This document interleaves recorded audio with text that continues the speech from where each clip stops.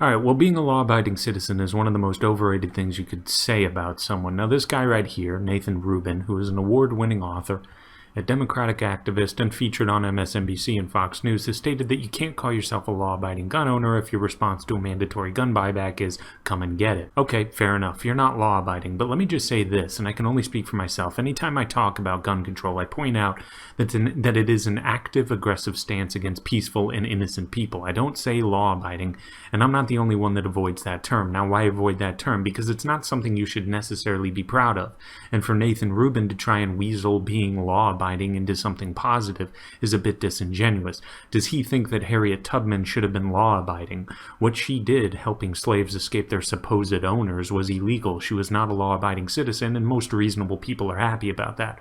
Rosa Parks was not law-abiding. This was a good thing. If I don't pay my income taxes because I am sick of our military adventurism that leads to the deaths of hundreds of thousands, if not millions of people, am I law-abiding? Nope. But the point here is that being law-abiding is very often completely divorced from being decent, moral, and on the right side of history.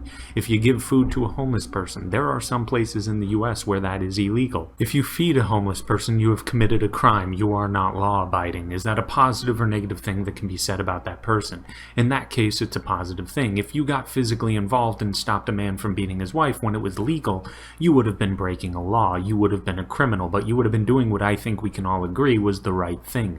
Edward Snowden is a criminal. He broke the law, but most reasonable people are grateful for him saying, who cares about the law? I'm gonna just do what's right.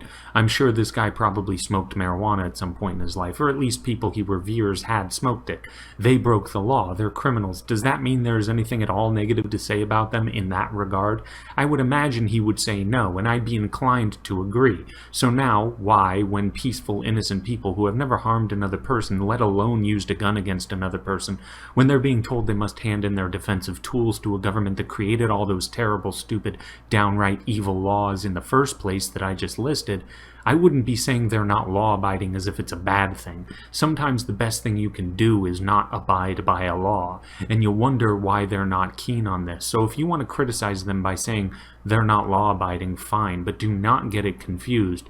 You are the one with a disturbing amount of trust in an organization this parasitical in nature and has a long, drawn-out history of aggressing against peaceful, innocent people, and you seem to be cheering them on to do so, and that's the only thing that truly counts. And Nathan Rubin should recognize that sad, sad fact. But that's it for now. Like, subscribe, and share, and please take it easy.